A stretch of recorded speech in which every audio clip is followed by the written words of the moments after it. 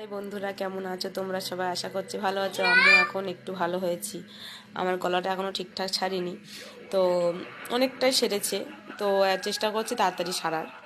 এখন জানি না তাড়াতাড়ি সারবে কিনা। তো ভিডিওটা একটা কারণে বানাচ্ছি। দেখো আমার সোনামা কী করছে।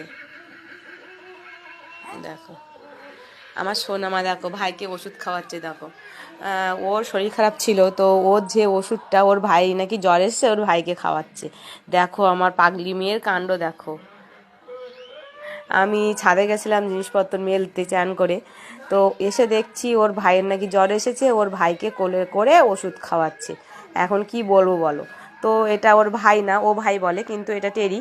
ওর একটা বৌদিমণি ওর জন্মদিনে গিফট করেছিল এটা। তো সেই থেকে ও ভাই বলে এটা নাকি ওর ভাই। তো ভাই তো আর নেই, তো এটাকেই ও ভাই বলে। আর ভাইয়ের আশা খুব ছিল, কিন্তু সেও হলো না, আশা পূরণ হলো না ওর। এখন খুব কষ্টে আছে। দেখো কিভাবে বসে আছে, দেখো আমার পাগলি মেয়েটা। ভাইকে শুই দাও।